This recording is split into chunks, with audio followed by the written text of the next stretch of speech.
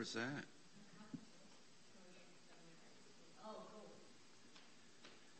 What was it on?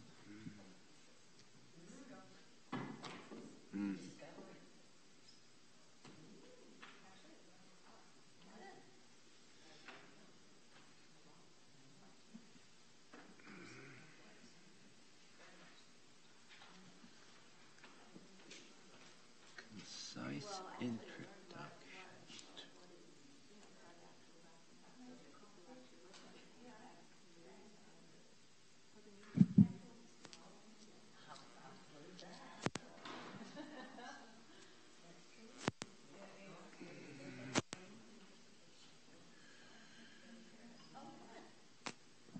Well, good evening. Michelle has started the stream. Yes, ma'am. No, absolutely. Make people comfortable. If you need slides from any prior classes, please see me at the break and we'll track down some copies. So if you need slides from any prior classes, see me at the break. Now, after last week's discussion of universals, we had a couple staring eyes around the room. So bear in mind that you're not going to get that, obviously, in one or two classes. These are classes that discuss things in a very broad outline form. And if we come across anything in the course that you sit there and say,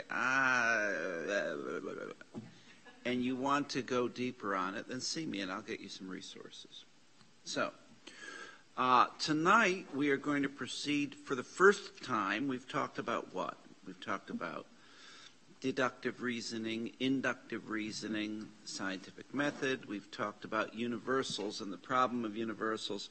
We've talked a little bit about syllogism and formal logic. Tonight is the first night we're going to actually have the G word enter the equation and talk about God. But it's going to take us a while to get there. Does anybody remember what the homework was from the last class? To write a syllogism. Anybody want to volunteer the syllogism they've written? Well, I stole one because I couldn't figure it out by myself. And then after I stole it, I found out that Aquinas supposedly destroyed this argument 300 years before Descartes brought it up. Okay, well, let's hear it.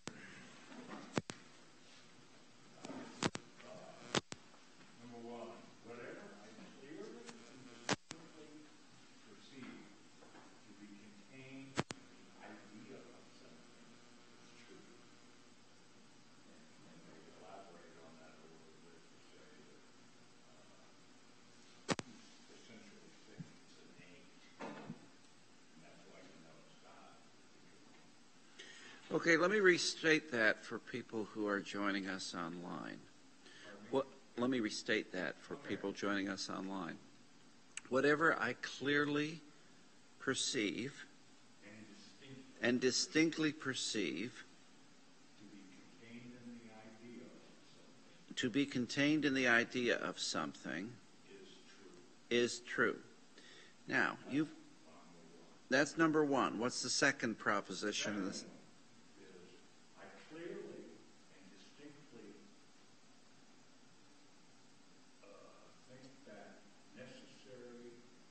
think that necessary existence is in the idea. I clearly and distinctly think that necessary existence is in the idea. Of what? Of God. Okay. And Number three. therefore, God exists. Okay, you've given us a not simple example. But let's just, before we start looking at how that syllogism might work, see if anybody can notice any ways that we might question any of the terms of the syllogism.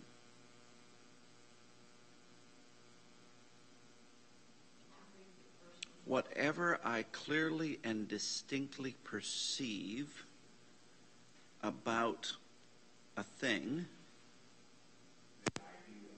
the idea of a thing, is true. So, what are the terms that we might unpack in that statement? Okay. What else are we dealing with that is something we have to wrestle with? Perceive. But modern philosophy doesn't recognize much in Right. Okay. So we have stated in the proposition itself some assumptions about the nature of knowledge, right? And the nature of knowledge involves, as we've discussed so far, a couple different ways of reasoning. One is inductive reasoning, that which we gather data from the senses on, and the other is deductive reasoning, the apperception of a pure idea. Obviously, René Descartes was at a totally different plane in mental ability than mine, but it seems to me he's confusing those two categories of thought in one proposition. Now, if we go to the second proposition, restate that, please. Second proposition is, I clearly and distinctly think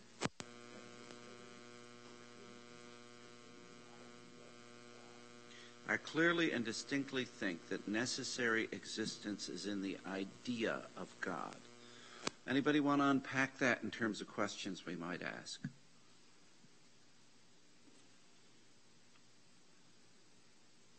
Okay, let's park one issue there. The idea. Okay.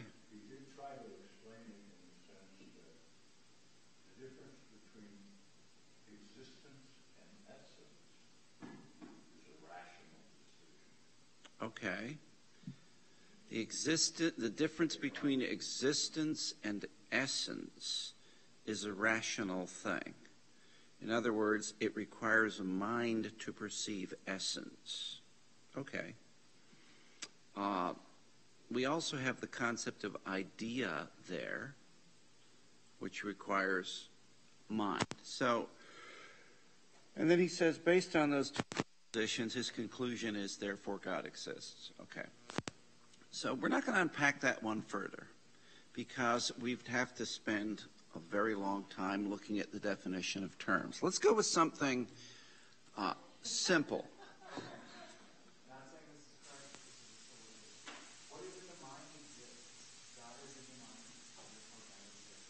Okay, all right, that's a nice simple one. And so the first issue is, what is in the mind exists. So we are making a statement about being, existence, on the basis of idea and on the basis of the concept of mind. And your second statement was?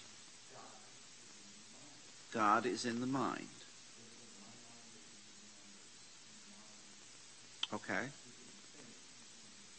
Okay, so the idea of God, the concept of God, can be a mental construct. And the conclusion, therefore, was, therefore God exists. Okay, anybody want to challenge that syllogism?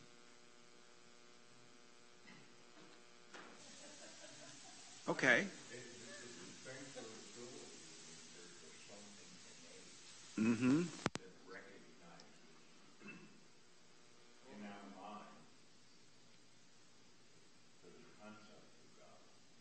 Okay. Eric wants to add something here. It just seems like we can hold in the mind false concepts or concepts that don't exist, like unicorns or whatever else you think about. And they exist as a... Unicorns don't exist? Well, existence of a concept is interestingly, close to existence in reality. But how do I create a concept? This would be the counter argument. You're right on that. The counter argument would be, how can I create something in my mind that I don't already experience or understand in the mind? Okay, let's go actually to... Let's take the example that Tom has raised. and go to the bottom of slide number 2 tonight. Now, I could come up with more than 3 different conceptions of God. There are a lot more than 3. I've painted with a very, very broad brush here. This is a caricature, and I've limited myself to 3. And these are concepts of God that people who believe in God or profess to believe in God hold. Now, the first one is pretty simple. God is an old man with a white beard, and he's a stern wizard-like figure with human-like thoughts and emotions who lives in a place called heaven, which is like places we know, but it's actually much better, and we can only get there by magical means. Right. But this is a common concept that believers hold. Now, we'd say it's a very naive concept, a very childlike concept, and say, okay, if God's an old man with a white beard, then we get into all kinds of anthropomorphic projections, and but this is a concept that, some people say, well, that's who God is, that's who my God is, and I don't think anybody here is old enough to remember the Chuck White comic books that used to be popular with Roman Catholic youth in the 50s. And I've seen them, And so God was always this big white guy with a beard on a throne, and there are like light rays around him and things like that. When you see depictions of God in popular culture, that's not uncommon, right? So let's go on to the second one. God has no bodily form and has thoughts and motivations very different from ours. He is an immaterial object or substance which has existed forever, and yet is a person like we are, but much more intelligent, powerful, and virtuous, lacking in physical and moral limitations. He made the world as an independent object, but may choose to intervene. This sounds a little bit more like deism, where there's a clockwork mechanism going that there was a creator, but he's not too involved or interested with us. He could be, but he's not. And the problem with this concept is the word object or substance, because it makes God part of creation. Now, let's go on to number 3.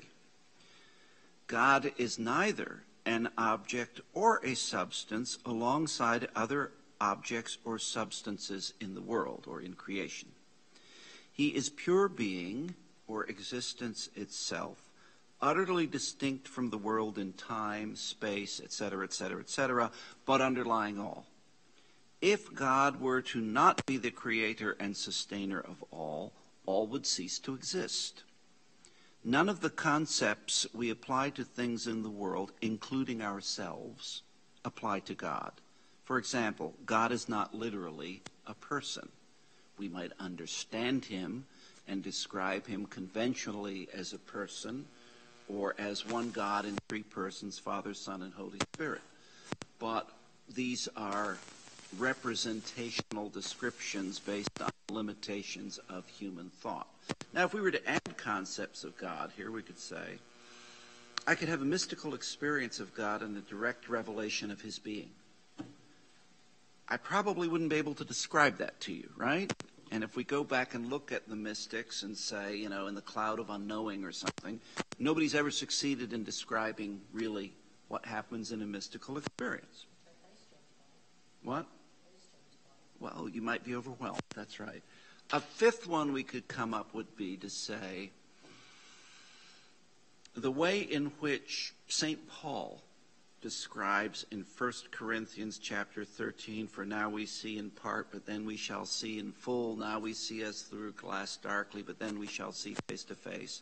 That the concept of God that St. Paul experiences now in the afterlife is the valid concept of God. But we can't experience or describe it now. Nor could Paul when he was alive and writing 1 Corinthians. So let's leave those two mystical categories over here and come back to sort of human thought and say, again, painting with a really broad brush here and being somewhat of a caricature. These are three sort of gradations in the concept of God. Now, the reason I've thrown that into this week's slides is we're going to get to some actual deductive reasoning about the concept of God. Tom has raised the issue of holding a concept of God in my mind, or a human mind, or a collective human mind. You can find arguments made by others who would say, well, it's not really an idea. It's a biological defense mechanism based on evolutionary biology. You can find the book, for example, The God Part of the Brain. I can't remember the name of the author right now, but I've got it in my office. And the author argues that since we are the only creatures having the capacity for cognition to the extent that we know we're going to die, that we would be living in continual anxiety and angst, anticipating our death, and would be non-functional. And so natural selection has produced in us a certain part of our brain that would say, well, there's actually something beyond death, and God becomes kind of a biological defense mechanism, the same way as if we flooded our body with endorphins in the middle of an attack, we would, have a better chance of survival. Now, the fact that evolutionary biologists can never point to a mechanism of that, or a location, or anything in the brain, doesn't exclude that possibility, but certainly doesn't prove it, right?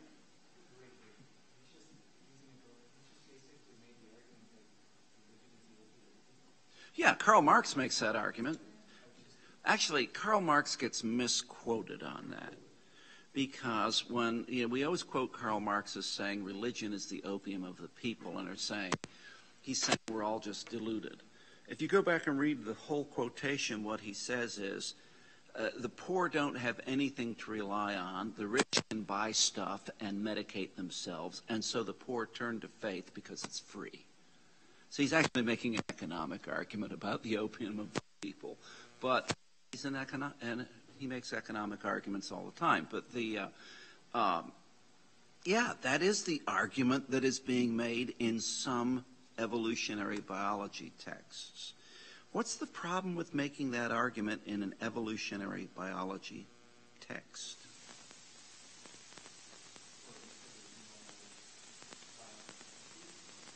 Yeah, you have to pose an actual hypothesis and say, there's a God part of the brain, and it's this, or it's this mechanism, or it's this. Now, I was misremembering a movie when we were talking about language.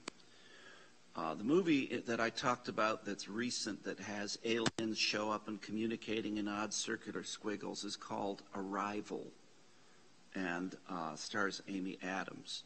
I was conflating that with a movie from the 90s called Contact, starring Jodie Foster.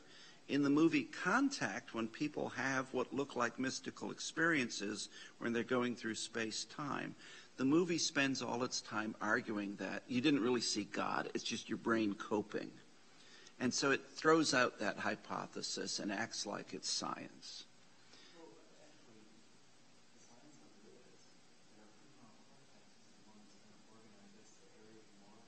Mm-hmm.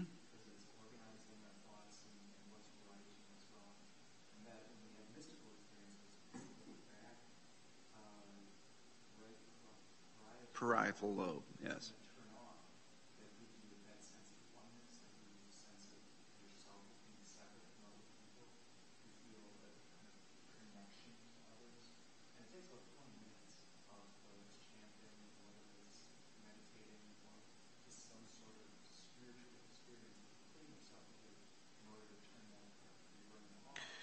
And when we do brain imaging and show this with a PET scan or something, we are making a conclusion that a change in perception can be proven by this image.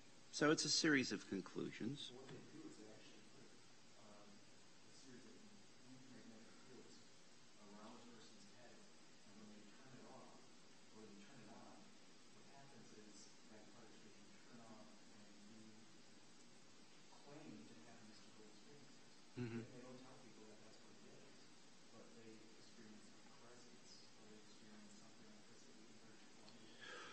Okay, so we have some documentation of a correlation between perceived experience and brain chemistry or brain function. And it's a working hypothesis to say, since the frontal lobes organize thoughts and the right parietal lobe seems to sit there and deal with brain chemistry in a different way, let's just summarize it that way, we can say, really, this is all just happening at a physiological level. That is the explanation given from a materialist viewpoint that says it's all just brain chemistry.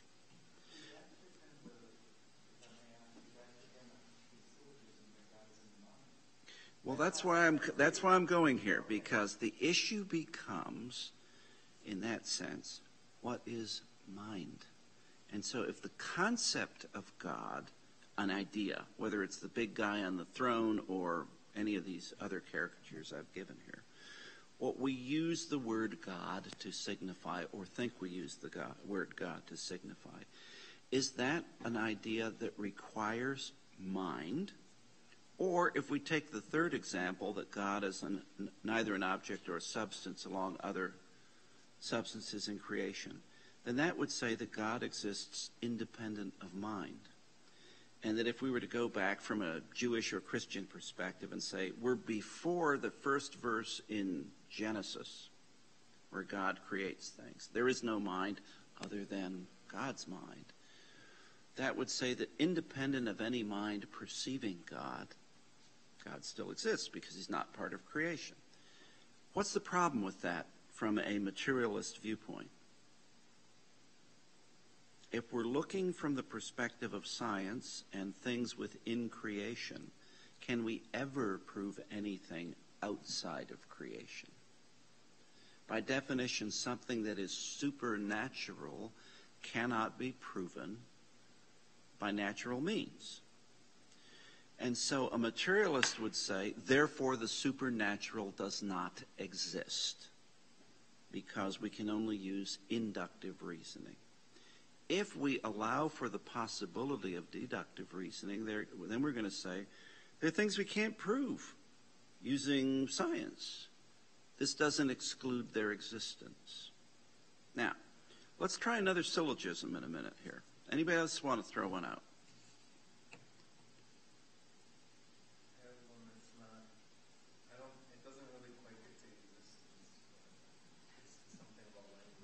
Okay. So all nouns refer to a person, place, or thing. God is a noun, therefore God is a person, place, or thing. Okay, all right. But it's sort of under the same thing could be a concept that doesn't exist. Right. A unicorn. What? A unicorn. Yeah. Right. Hobbits, I mean, huh? She's disappointed now. You mean Santa Claus doesn't exist, right? Yes, Dale.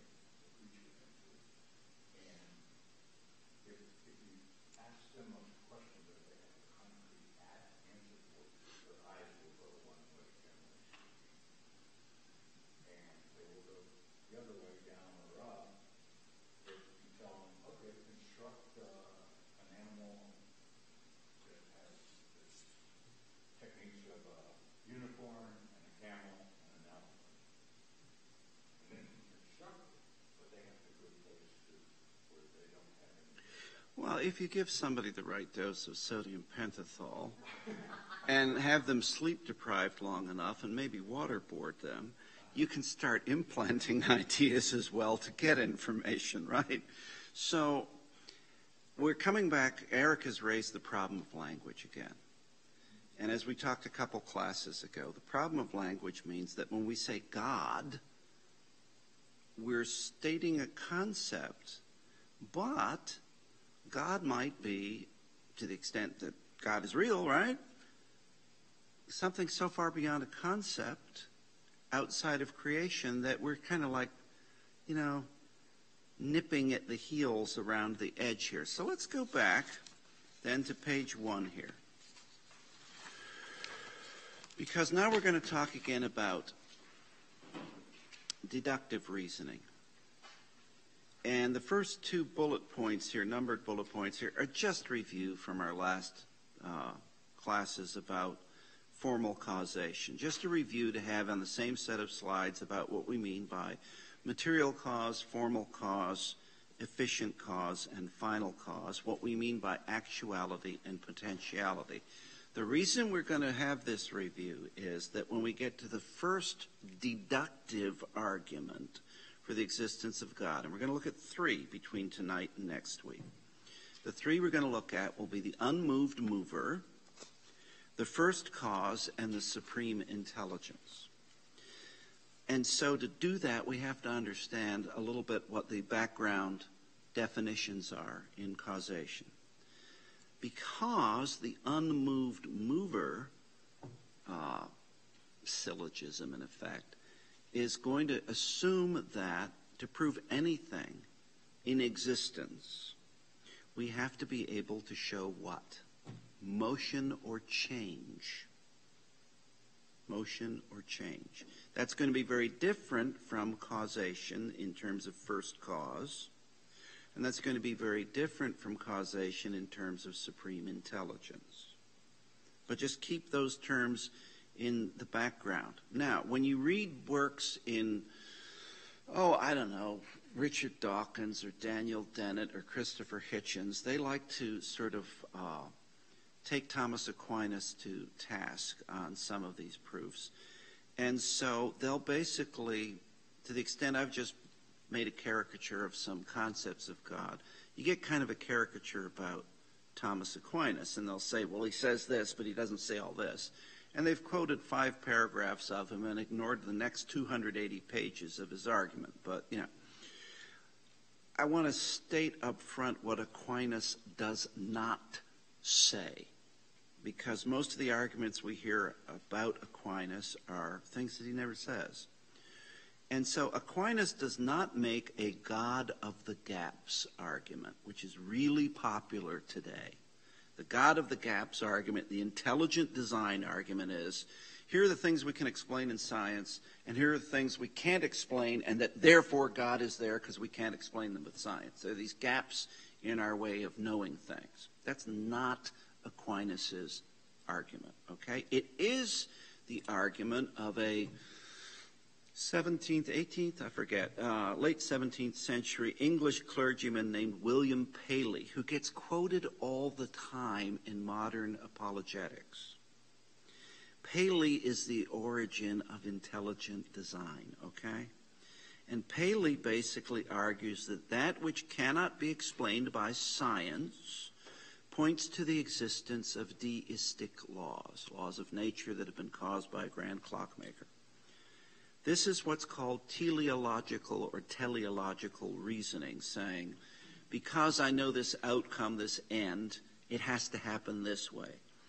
Now, we're tempted to this all the time in modern science. The arguments for dark matter in the unified field force theory or the core theory sound a lot like teleological reasoning, because the only way we can make the math work is to say there has to be all this matter in the universe, but we can't measure it by any natural means. We just have to assume it's there in order for these cosmological constants to work in the model.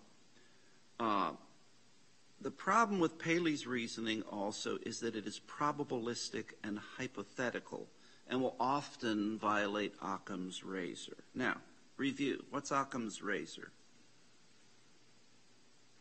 The simplest explanation is usually the explanation. Yeah, that's a good shorthand way of saying it. Don't posit the existence of anything or concept not necessary to the argument. So I could sit there and say that the reason that we are experiencing climate change is these changes in atmosphere and this natural geothermic cycle and, et cetera, et cetera. But I could also sit there and say there's an alien spaceship that we can neither see nor measure within the orbit of the moon that is irradiating us with rays that we cannot measure, and it's changing our climate. It's true. Okay, fine. Right? Yes, That's right. We've got people in office that believe that kind of stuff. All right. So, and it's actually being run by a Chinese corporation, right? But and we're going to put a tariff on it now. But Occam's razor would be. I'm giving you an operative definition here. Occam's razor would say, well, you could explain it that way, but you are assuming something that is not necessary to the more probable explanation of things that you can actually observe and measure and, do things like that. So Paley's argument of intelligent design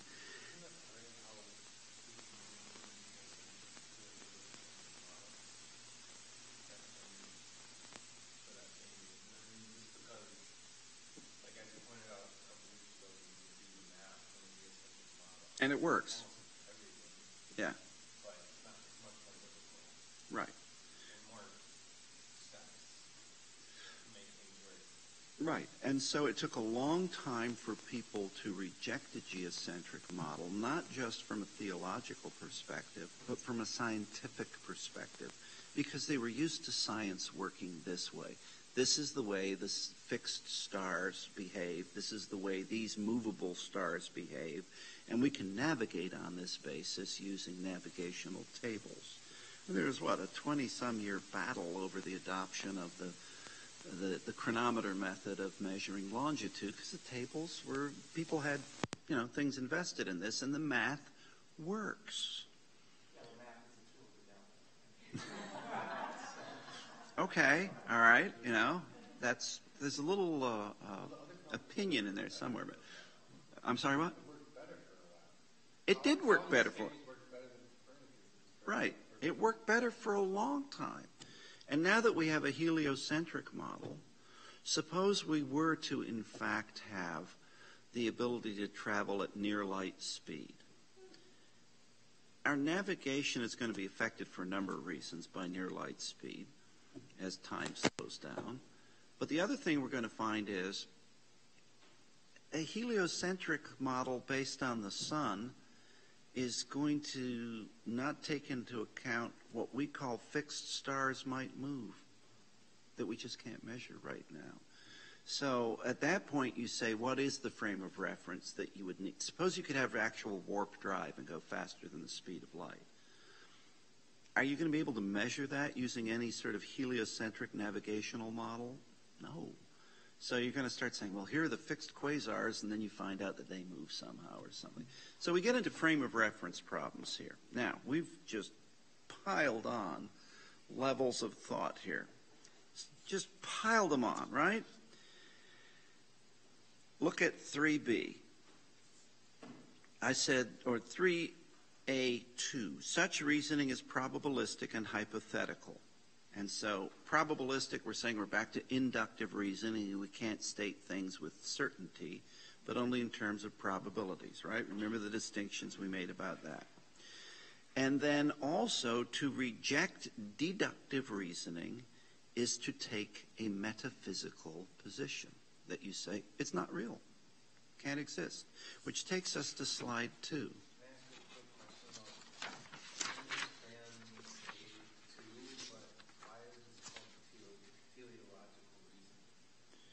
A2. Oh, because he's saying that there has to be an explanation of something we can't measure, and therefore that's pointing to the existence of God. It's a real shorthand here for Paley's argument that goes on at some other levels.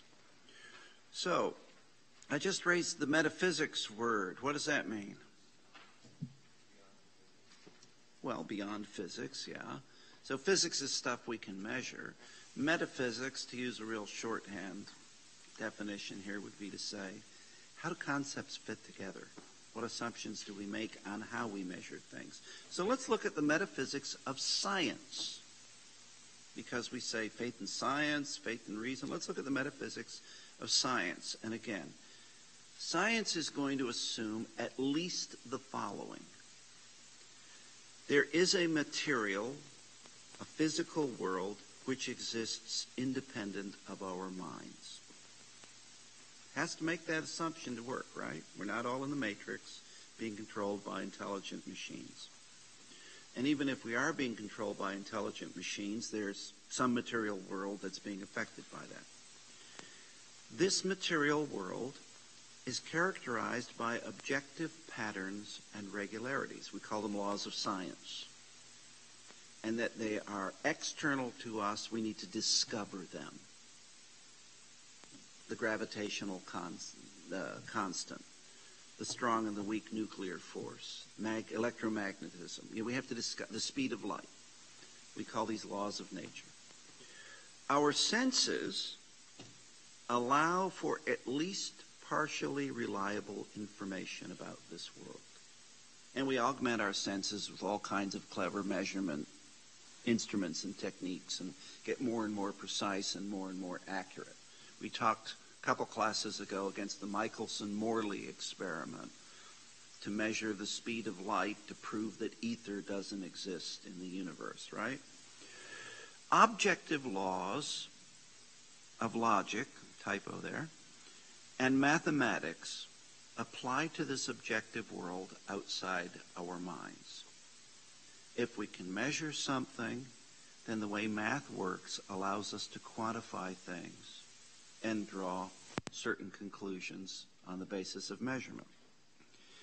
Our cognitive powers, our minds, our ability to deal with concept formation, reasoning from a premise to a conclusion, etc., allow for some understanding of these laws, and this allows us to reliably progress from evidence derived from the senses to conclusions about the physical world. Otherwise, why would we measure it, right? Why would we use the scientific method?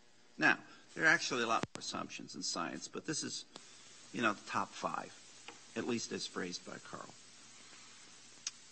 But notice something immediately about the metaphysics of science. They're from classical philosophy. They're not from a materialist worldview. If you assume, in fact, that everything is only material and only random, and it's just, math makes things work because of random interactions, then you have to start rejecting some of these premises that are necessary for science to work. So classical philosophy, that a modern materialist worldview would say is just deductive reasoning and all BS, is necessary for science to work. First hint, that deductive and inductive reasoning are not in opposition to each other. And that when we start talking about faith and science, faith and reason, we are not talking about any necessary opposition. Now, when we engage in gross caricatures of faith or science, then we do see conflict, right?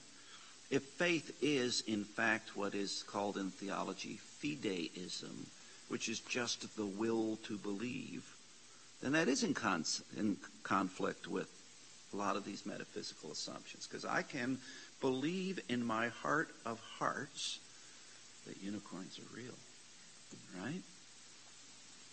I can believe in my heart of hearts that if I click my heels together 3 times and say there's no place like home, I need the ruby slippers, though. I forgot. All right, doesn't work with boots. Tried it before. It didn't work. No.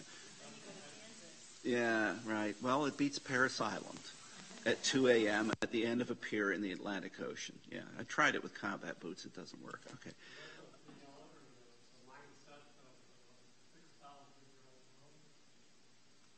I'm sorry, what? Okay, right, the young earth hypothesis, which says that the Bible is literally true in every detail, and therefore if we do the calculations as Bishop Ussher did in Ireland in 17 whatever, we say that the earth was created on the 10th of October, or maybe the 9th, 4,589 or something like that BC. And that therefore the world is about 6,000 years old. Now, you can drive to Kentucky and go to a museum that is constructed around that. The Museum of Creation, right? And it's, this is a museum that would tell you that fossils and dinosaurs, they're not real. These are things put there by God to confound heretics. And so that is the will to believe, right? That and we can find people in all faith systems that are going to make that assumption, whether it's the young earth hypothesis or whether it's you pick the religion, you can say this is how it works. Well, the ark would, the museum has a big ark at it, yeah.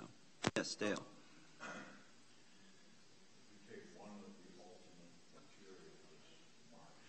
Okay.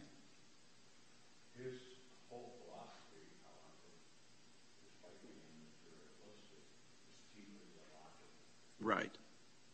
There is an end in time, and that will be when the proletariat disposes the expropriators. In our day and age, within at least the last 20 years in the United States, we have become very used to Marxist arguments being made in public debate, and we don't know they're Marxist arguments. And so whenever you hear somebody say, we want to be on the right side of history, that's Karl Marx speaking. Now, you can agree with that position and say how history works and we want to be on the right side of history. But we don't even examine that reasoning. We just say, well, we got to, here's how progress works. So a lot of that materialist worldview is the way we think now. We just don't name it that. We're going to take a break in about a minute or two here, but I want to just finish on this issue, and then we're actually going to start talking about the unmoved mover. I said the metaphysics of science are classical, not materialistic. Therefore, or thus, even if we assume that the universe has always existed and has therefore no beginning, the observation of cause and effect requires the universe to exist, that for the universe to exist here and now, the universe must undergo change and exhibit causation, and final causation here and now. It requires a first cause to sustain being, change, and goal-directedness. In other words, the metaphysics of science require a first cause for causation and an unmoved mover for change. Not the metaphysics of theology. The metaphysics of science require first cause and unmoved mover. So what Aquinas did not say, either in first cause or unmoved mover, is that if you go back ad infinitum, this was caused by this, by this, by this, by this, that, at some beginning point in Hebrew, Bereshit, beginning, that God did this. That's not Aquinas' argument. His argument is that for anything to exist here and now, there has to be a first cause for it here and now. And so from a Christian perspective, Aquinas is not saying that God created the world, but creates the world at all times and in all things. We perceive it in time, and therefore we get this narrative in the beginning. But if you take away the underlying creator, everything stops, or never existed in the first place. Now, that's not something you're going to hear in church half the time, right? We think in time. I mean, I've actually preached this, that it's not about creation happening, but creation happens. But And you get that kind of glazed look from the pew. But the point I want to close on before our break is that when we're looking at first cause and when we're looking at unmoved mover, not necessarily supreme intelligence, the ways that we look at reality using the methods of science require those concepts to exist. They are not in conflict with each other. They are necessary for both science and theology to exist in order to explain anything. And we're going to take a break and thank Marianne and Ellen for an elaborate snack tonight. So, thank you.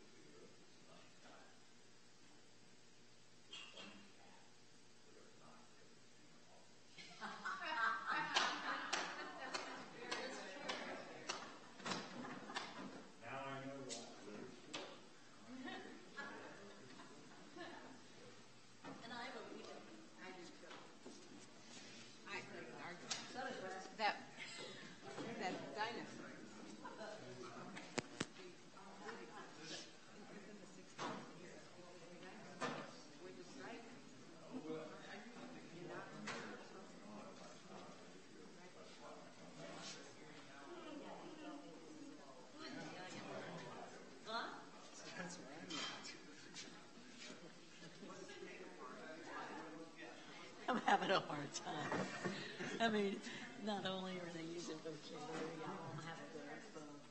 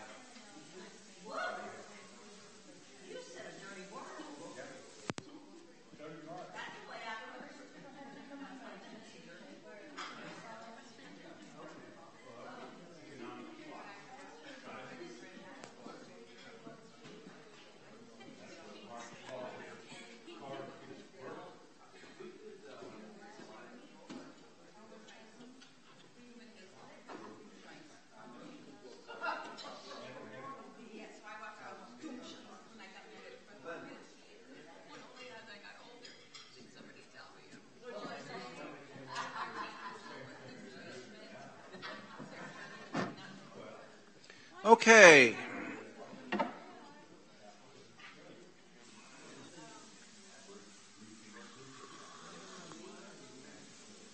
Chocolate cake. Well, I think I'm going to go get a AR-15.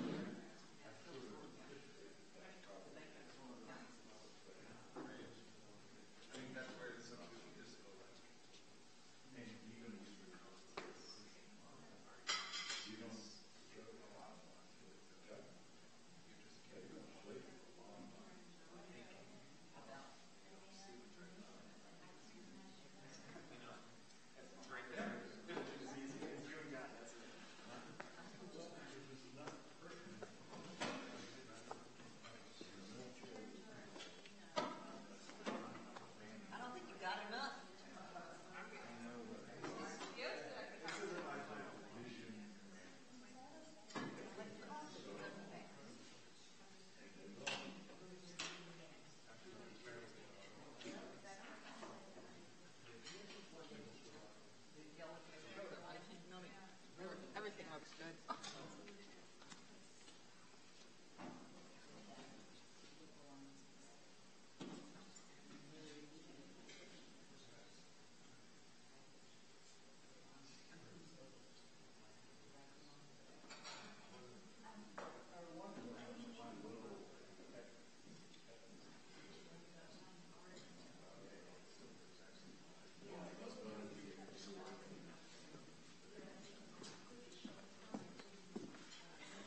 Okay.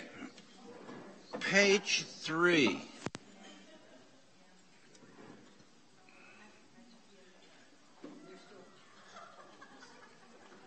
Why am I not surprised?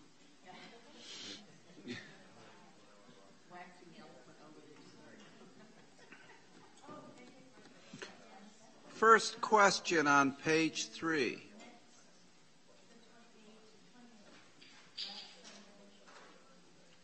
Why do we need causation? Why can't we just say that things are? Go back to the metaphysics of science, right? We're talking about the nature of knowledge and how we can say that things are, and the metaphysics of science require that things be external to us. When we start getting into all these arguments about the difference between being, the fact that a thing exists, versus, being in essence, what a thing is, and the fact that it exists may be two different concepts, right? So let's look at the argument from the unmoved mover. This is why we put reviews in about causation. No potential can make itself actual. If we go back to the example of a table and say that we looked at the four formal causes of a table, leaving aside whether we agree with Plato and say there's a form of tableness, but we said that the material cause, the material that composes the thing, the table's made of wood. The formal cause, a change or movement caused by the arrangement, shape, or appearance of a thing. This table has a design having 4 legs. Efficient cause, something apart from the thing in question which brings about the change, is the agent of the change. This table was made by a carpenter. And the final cause, the end purpose of the thing, that for which the thing is, this table is for dining. Now, if we said that the actuality is the table, the potentiality could be sawdust. It could be burned and reduced to ash. But the table can't make itself into sawdust and can't burn itself unless you're really into spontaneous combustion, right? In which case you'll say there's something going on that's happening anyway.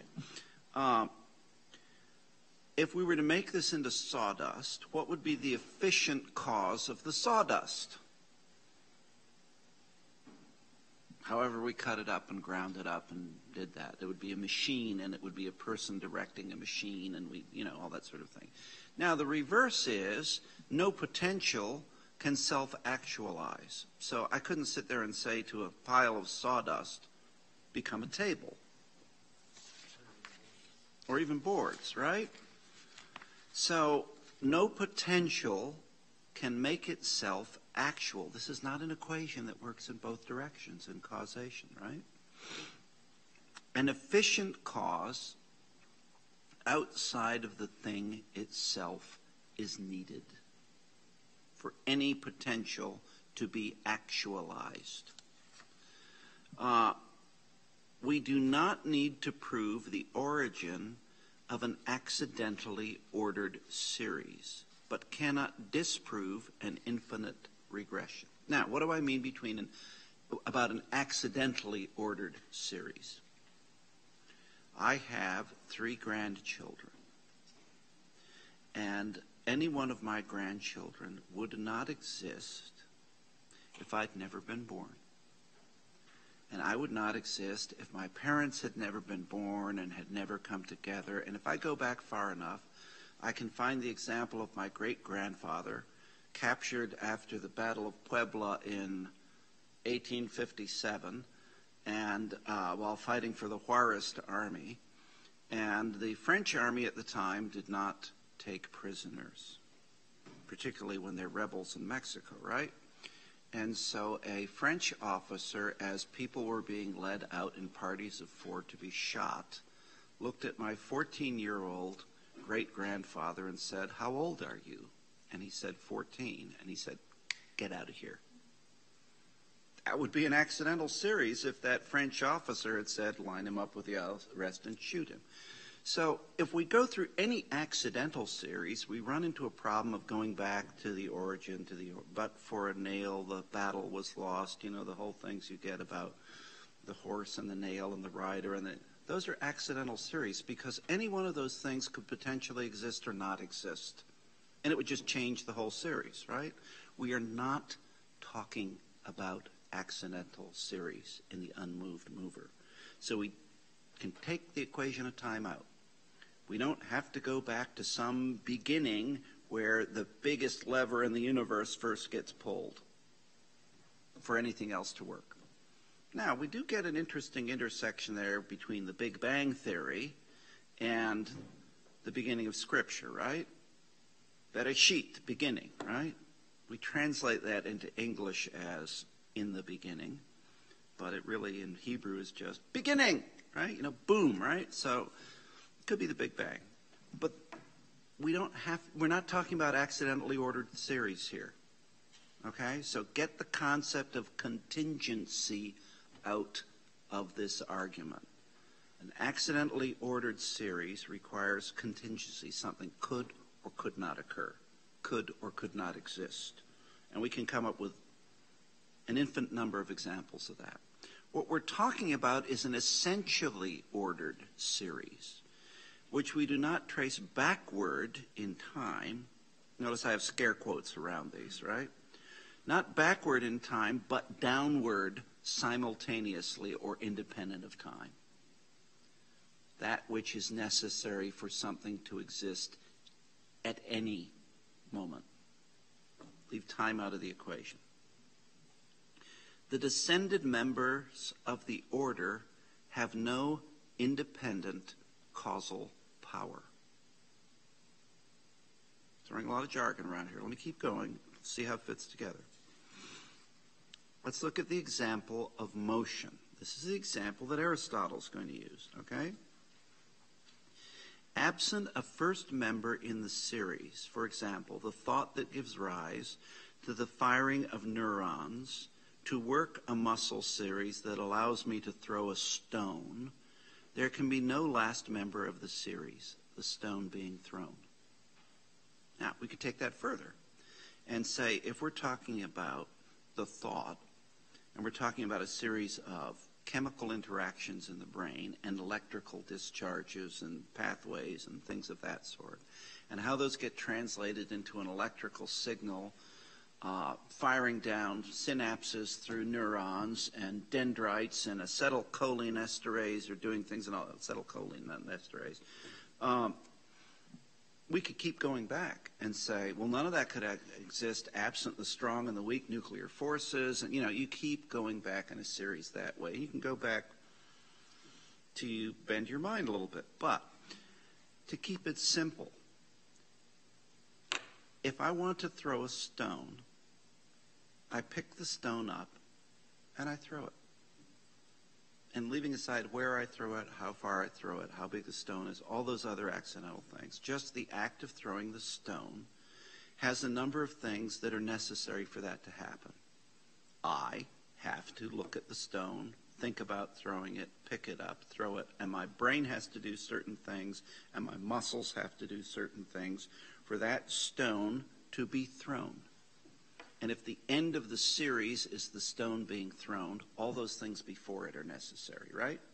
If I throw it into a pond and say that the end of the series is the displacement of water giving rise to certain waves and all that sort of, we can take that further in another direction. But to keep it as simple as possible here, if that stone's going to be thrown, everything that comes before it in that series has to exist, right? Anybody questioning that? Am I making any leaps of logic that are unnecessary there? Am I putting any other elements into the equation that are not necessary, Tom?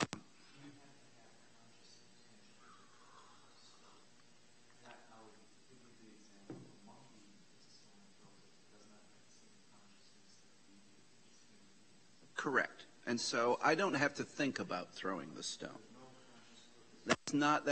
I've added an unnecessary element to that equation. For my muscles to grasp the stone, throw it, there's a series that's necessary that happens in neurobiology and brain chemistry. Whether we put cognition as part of that or not necessary. If I'm a kangaroo and I want to leap vertically, I don't think they do that. I think they leap that way, but I want to leap. Yeah. Something has to happen in the kangaroo's brain and the muscle system for that to work. And by the time we get down to the foot, we've gotten to a second-order lever that is going to have a certain leverage on it, right? So if we don't have the first member of the series, and I've said the thought here, but let's just call it the neurobiological reaction. If we don't have the first member of the series, the stone never gets thrown. Muscles didn't fire, stone didn't get thrown. Now, nobody made me mad. I didn't throw a stone at him, right? Distinguish that from an accidental series. In an accidental series, the thrower of the stone may never have been born. But for this stone to be thrown by this thrower, there has to be a first member of the series. There has to be a thrower. And the thrower's arm has to work this way, and the thrower's brain has to work this way, and we can trace that back, however. In other words, the argument is not about a time when the universe did not exist, but about the existence of the universe here and now. What's the first order in the series of anything that we measure here and now in reality? Anything that we can measure here and now in reality. This tea is still fairly warm. How did it get that way? Well, obviously it's got hot water. How did the water get heated? Okay, I put it in an electric kettle. How did the electric kettle heat the water? It has a certain resistance, requires electricity. Where does the electricity come from? How is it generated? That's a whole series of things that have to happen here and now in order for the water to be heated. I don't have to worry about,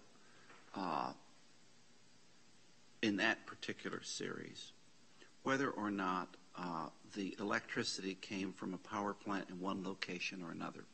I just have to say there's electricity and that it's available to heat this water, not somebody else's water, not water that, we've exceeded the capacity of the power plants and we don't have enough electric kettles, this water.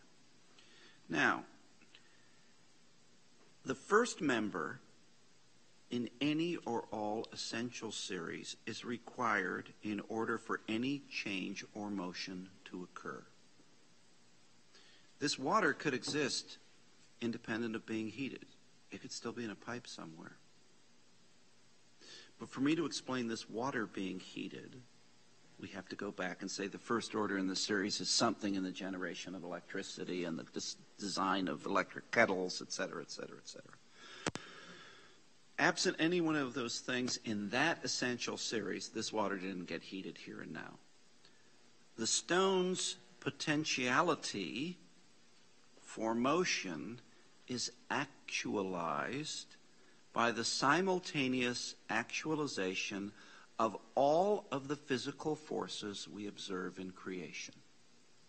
Strong and weak nuclear force, gravity, how the electromagnetic forces work in muscles, all of those have to happen for the stone to be thrown. Now, I could leave the stone on the ground.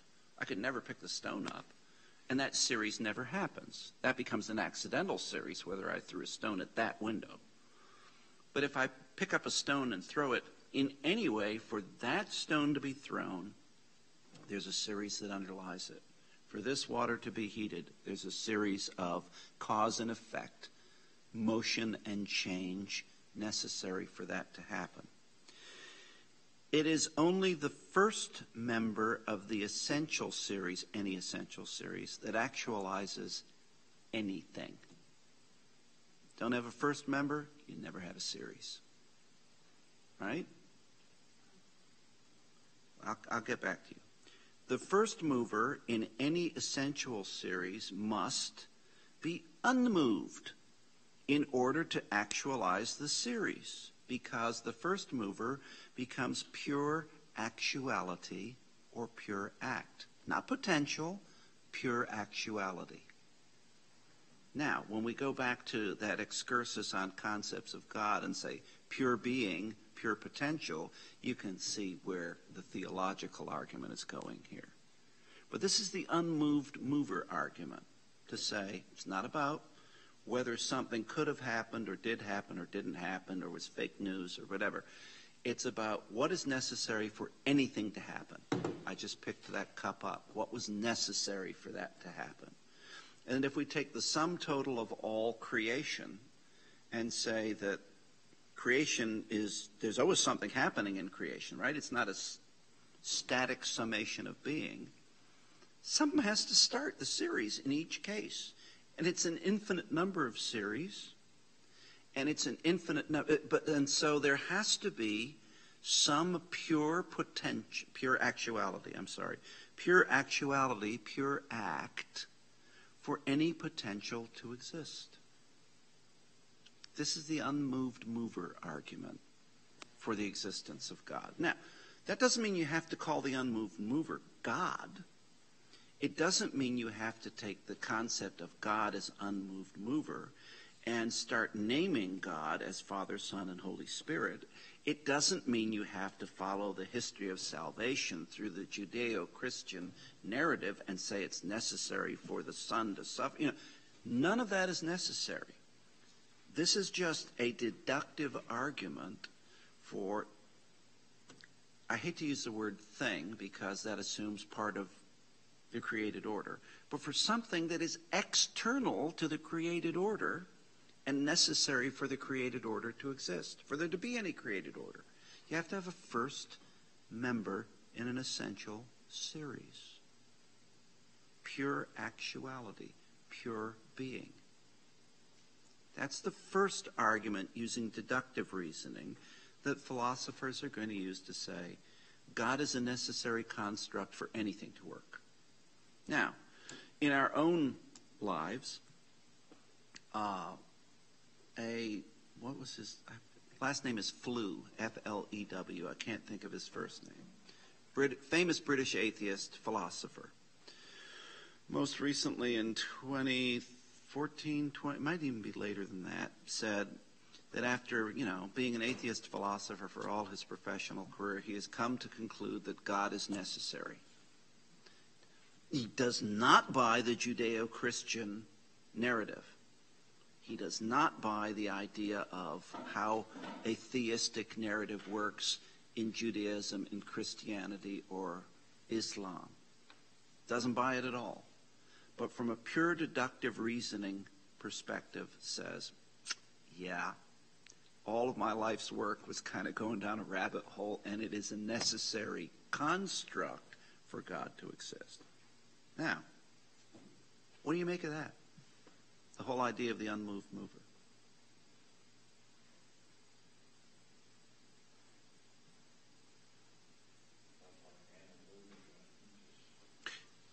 Dale is referring to the analogy from being, analogia entis, which is an argument Aquinas is going to make. The analogy for being, from being, will point us to what we can know about God from reasoning. Not necessarily what God is going to reveal to us about his nature and, will and all that, but just when we started the class, what do we talk about? Difference between general revelation and special revelation. What Dale has just mentioned is general revelation, the analogy from being. The fact that something exists, we start playing with that. The difference between being, essence, and existence. The unmoved mover is going to take us partway there on the analogia entis. The first cause is going to do something. The supreme intelligence is going to mess with our minds a little bit more. And is the weakest of the arguments. Absolutely. Because there's some things there that you have to say, wait a minute, The reason you have to come up with supreme intelligence is when in causation you talk about the formal cause of something. Its purpose. We talked about the example of a cup. And what's a cup for? That infers purpose. And so the philosophers and theologians for a long time argued about form, cupness, tableness, humanness, whatever. And Plato had those as these sort of real things in a third realm outside of the physical world and the supernatural world. And Aristotle said, no, we don't need a third realm. We just need to say that these are pure ideas in a supreme mind, in the mind of God. And so the forms are real, but as ideas in God's mind. Descendants of Aristotle would say, not necessarily, but we'll get there. Supreme intelligence becomes an argument on the basis of the need for a mind to encompass the essence of being that way. But unmoved mover, you don't need that. First cause, you don't need that. You don't need a mind. You just need the fact that there's a difference between actuality and potentiality. And potentiality cannot self-actualize. You need an external agent, something that is the first in any essential series. Now, whole bunch of jargon there.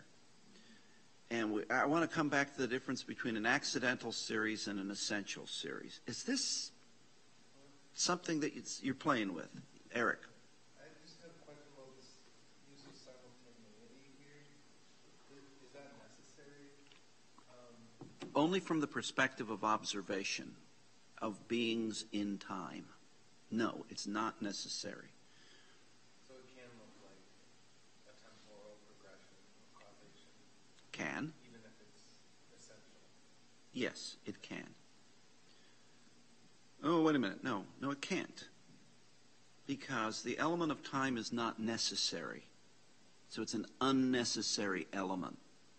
Simultaneity would mean for me to exist here and now, there has to be a first cause for an unmoved mover for me to do anything here and now. And that's independent of time. Here and now confuses the issue of time into it. Even though the examples you gave picking up the stone, throwing it. Creating Right. and then moving. Right. That's not how we should think about it as a temporal progression. We should try to get time out of it, but it'll mess with our minds to try that. Because we have to think, when we think of cause and effect and actuality and potentiality, we always think about what came before. And the essential argument of the unmoved mover is not about what came before, but what came as part of this series that is independent of time. Think of a hydrogen atom. The obelisk in 2001: A Space Odyssey, right? Think of a hydrogen atom, okay? Now, we can measure things about a hydrogen. It's the simplest atom we can think of, right? And if we use, not really a quantum way to describe it, but just a plain old, electron going around, we can describe it, and we can measure a lot of things about it.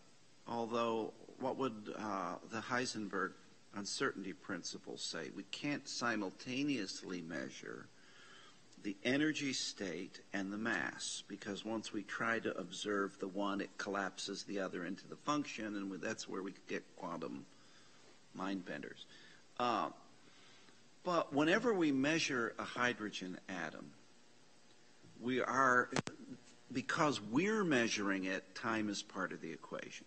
Because there's a whole separate issue in philosophy as to whether time's real or not, right? And we're not going to get there in this course, okay? But we have to have the element of time in order to measure anything. We can show the effect of something at a particular instant, or we can show the progression between instants. So the closest we get is a particular instant. What happened when this star went like that? And we measure a neutrino cascade or something, and since we're, millions of light years away, we're only measuring it now, and it happened millions of years ago. But let's look at that essential series. If I look at the light coming from the star Alpha Centauri, which is on Orion's belt, if I recall correctly, that's the nearest star that we can measure, right? How far away is Alpha Centauri? 54 light years. So any light that I am perceiving and measuring the spectrum of Alpha Centauri happened from the perspective of Earth years 54 years ago. But it's a measurable phenomenon now, because it took 54 years to get here. So we put the equation of time into anything we're really measuring, perhaps because we're humans and that's how things happen for us. But it's not necessary in an essential series. The light is being emitted from Alpha Centauri long before anybody measured it. Comes back to a little bit to the tree falling and nobody's there to hear it. Is it still making a sound? This is a real phenomenon independent of measurement. So we can put time out of the equation. It will creep back in from every side channel because that's the only way we can think about it. Other reactions to the concept of an essential series versus an accidental series. Think of it this way. An accidental series will always have, in any one or all, or any number of its series, a cause or a mover or a change or a motion that is contingent. Couldn't have happened. My grandfather could have been shot by the French, great-grandfather.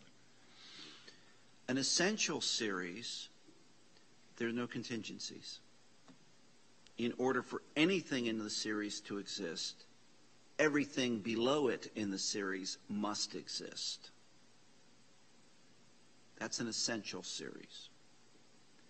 And the unmoved mover argument assumes that everything at all times, I just put time back into the equation, has an essential series to its existence, which requires the first element in the series to be pure actuality, pure act. Let's come up with a more fleshy example. of a contingent series. In the act of conception between a man and a woman, in most cases we're dealing with one ovum from the woman. And how many spermatozoa from the man? About 300 million. And in most cases, where there is fertilization, one sperm got to the egg, got in the egg, let's say. Every one of those other 999,999 spermatozoa, well, unless there are certain mutations in there, they all have the same genetic sequence, but they didn't result in fertilization. Would they have resulted in the same child?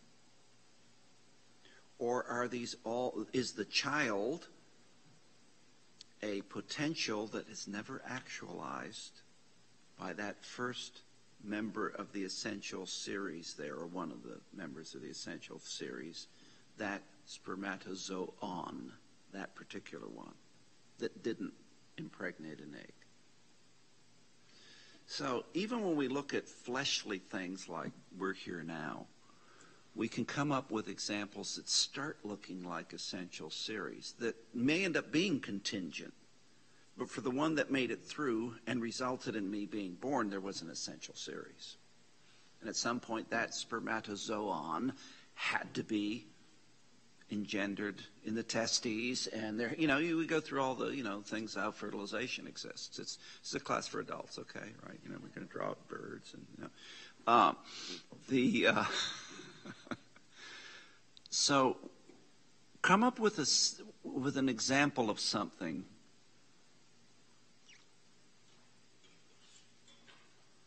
that you think is just contingent.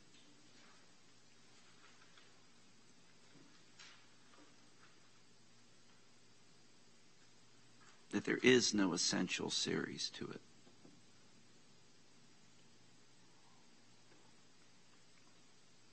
This is not homework. This is a question now.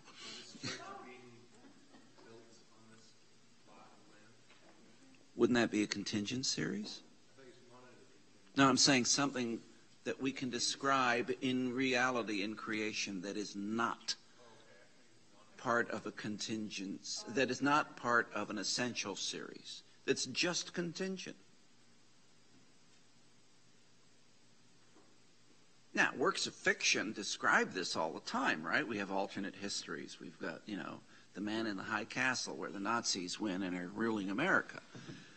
We've got, all counterfactual histories. Those are by nature contingent. Why? Because they're not real.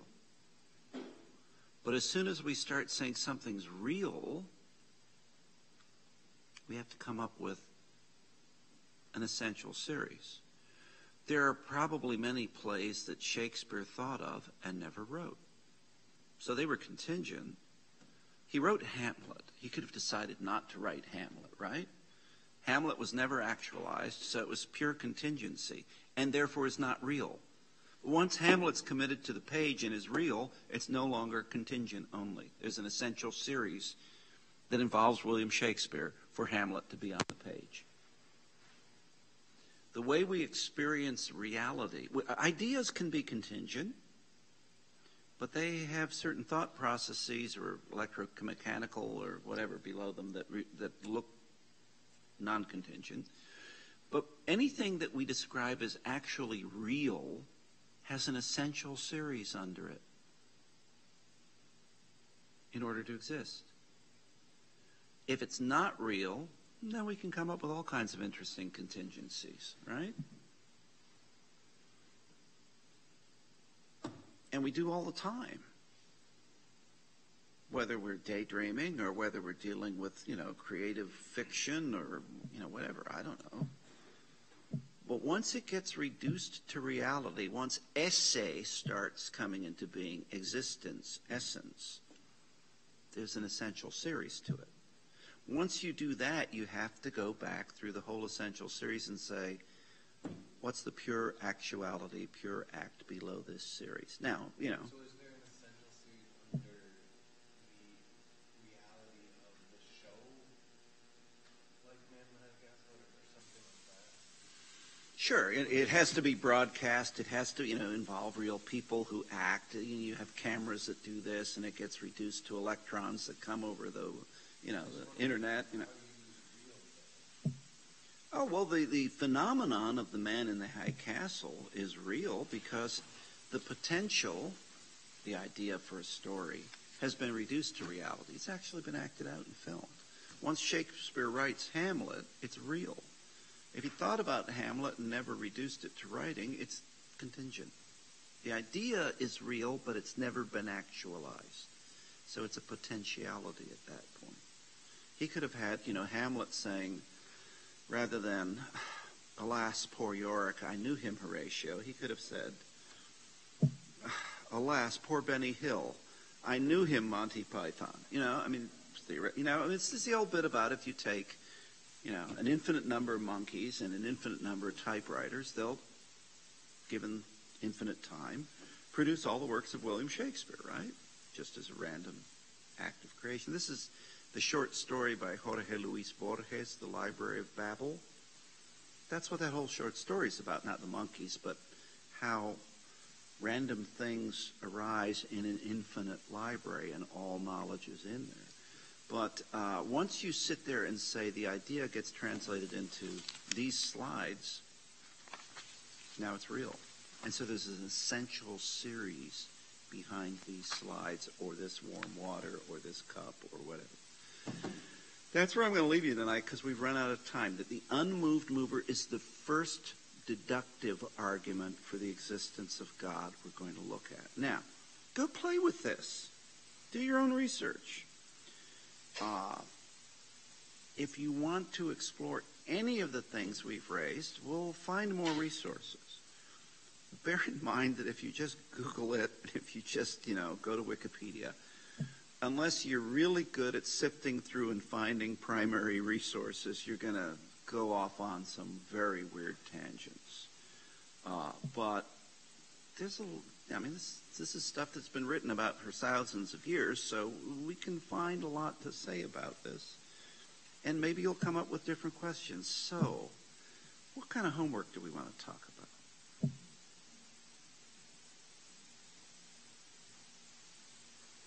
If we sit there and say, we haven't even talked about first cause yet, right?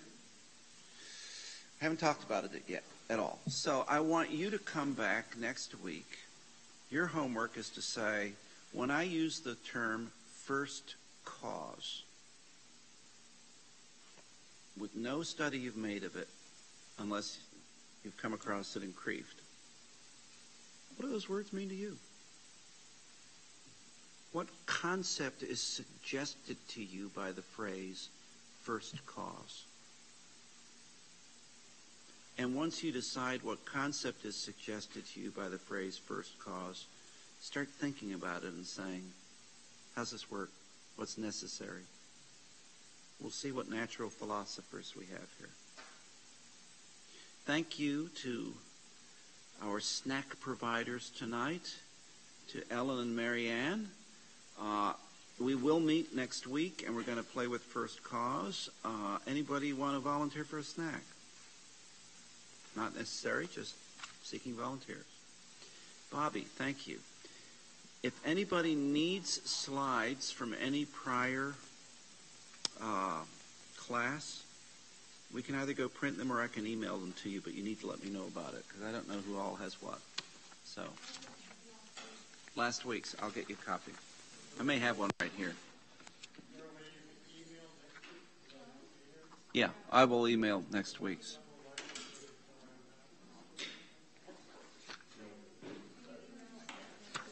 Sure. Okay. I'm just going to email all the slides out next week, and then we'll meet. Thank you.